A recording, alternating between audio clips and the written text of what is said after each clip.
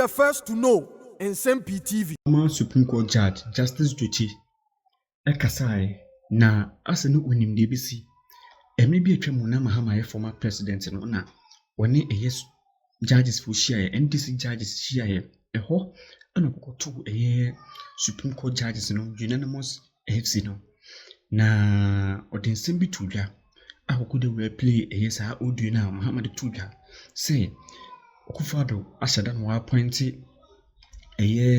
more judges akọ on said be ya ebidu be bi no nipa oni officer krampa na ombe carry ne bidding na eno echi no na justice Dotse ekokasa eno woni saa judges no no omote saa program na sana John Dramani Mahama kasa ni nyina na eno nei John Dramani Mahama epese igina so na epese oyi justice Torkornoo efi honom nti justice Dotse ni nsɛm no a wodi tu bia no eno ena te sɛ ene nsunsuanso aba no ene mate sɛ ese ye maame Torkornoo chief justice enso so atwere ama akojubli house sɛ o petition ɛkyerɛ sɛ John Dramani Mahama pɛsɛ oyi no ni free Supreme Court honom no na mumien konkotie saa Mahama audio no ene justice Dotse emra na woni saa charges no NDC judges no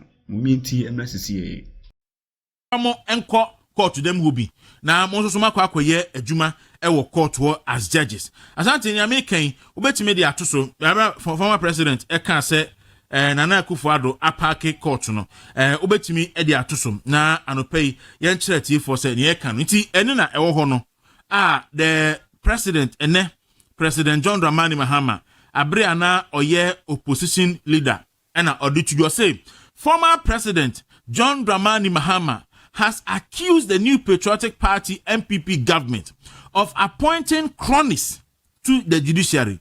Mahama claimed that Nana Akufo-Addo has deliberately appointed most judges to the bench in order to have people who will do his bidding when he is out of office. And the twat was radical. Me audio, me video no ha, me body achiro.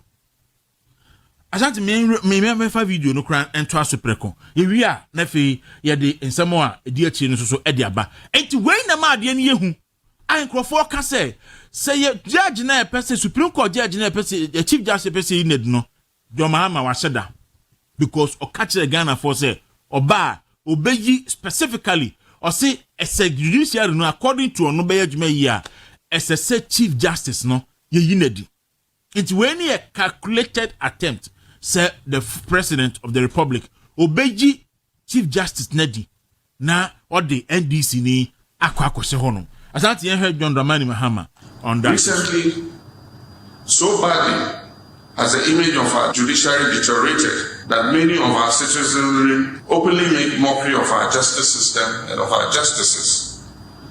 The phrase "go to court" is these days met with derisive laughter instead of hope that one will truly get justice if he went to the courts. If people are not poking fun about politics and inducements being used to sway the hand of justice in the lower courts, then it is poking fun and making statements about the 7-0 of the Unanimous FC. Verdicts which mostly involve cases of a political nature in our Supreme Court. This is an unfortunate but serious development. One of the scariest existential threats to any democracy is when citizens think their judiciary holds no value for them. And this is the security threat that the national security apparatus tried to draw the attention of the nation to recently, but was poorly received by the president and his party. It is scary because it threatens the peace and stability of our democracy, and we must quickly correct this fast-spreading notion. If care is not taken, we'll get to a stage where people will have no qualms about taking the law into their own hands, because they do not have the confidence that they can get any justice from the system.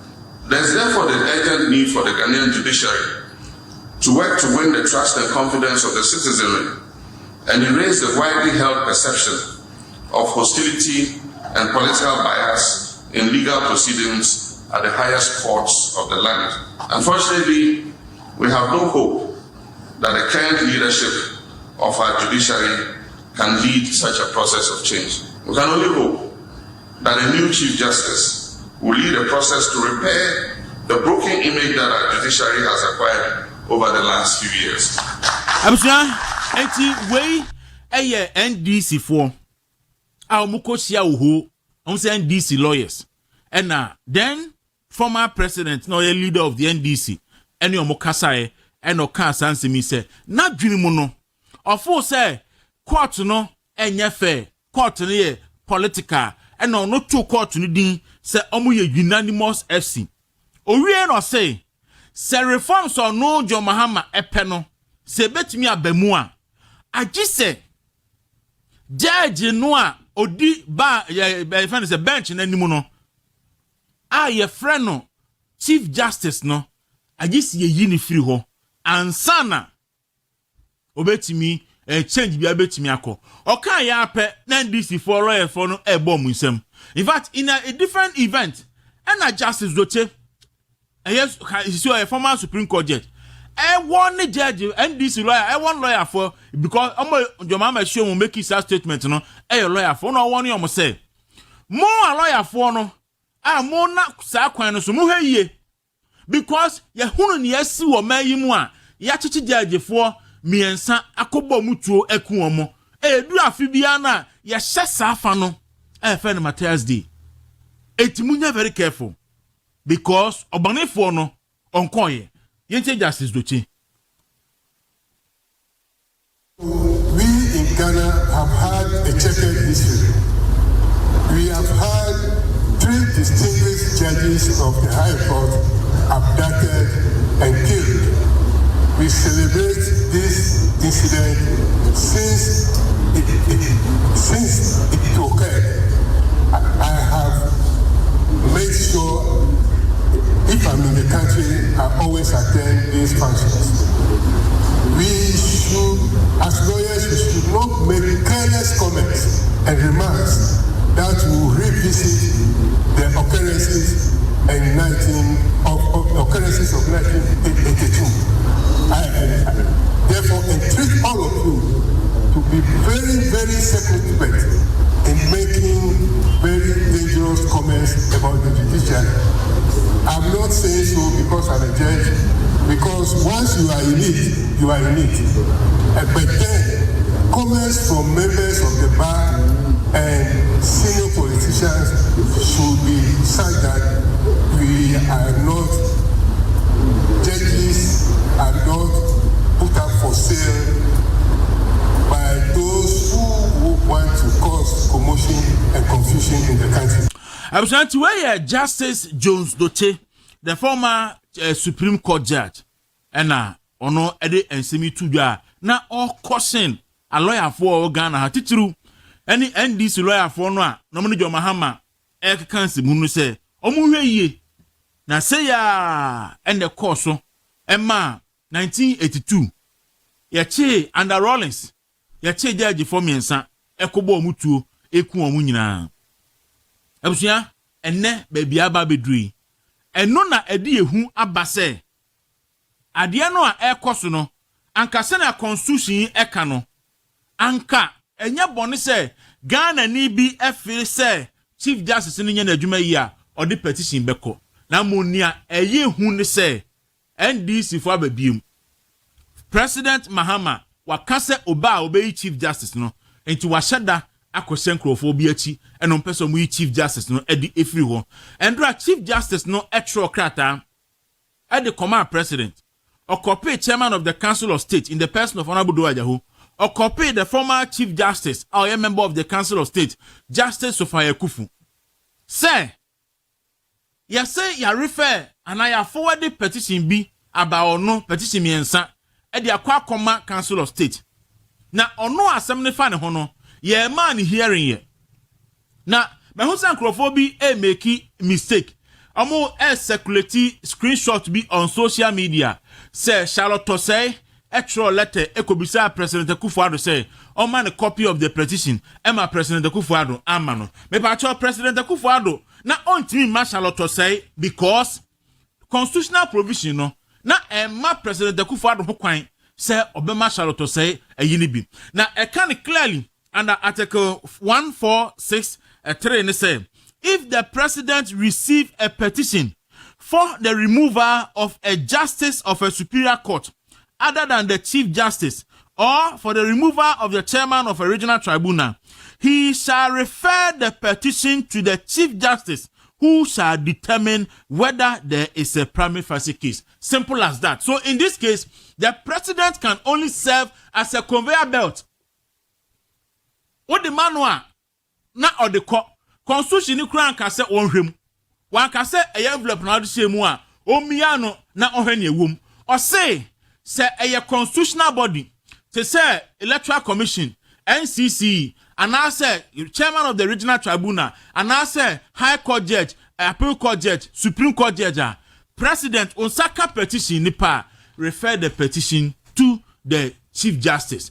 But in the case of a chief justice no as stipulated under 146 no or say where the petition is for the removal of the chief justice, the president shall, acting in consultation with the Council of State, appoint a committee consisting of 2 justices of the Supreme Court, one of whom shall be appointed chairman by the president, 3 other persons who are not members of the Council of State nor members of Parliament or lawyers.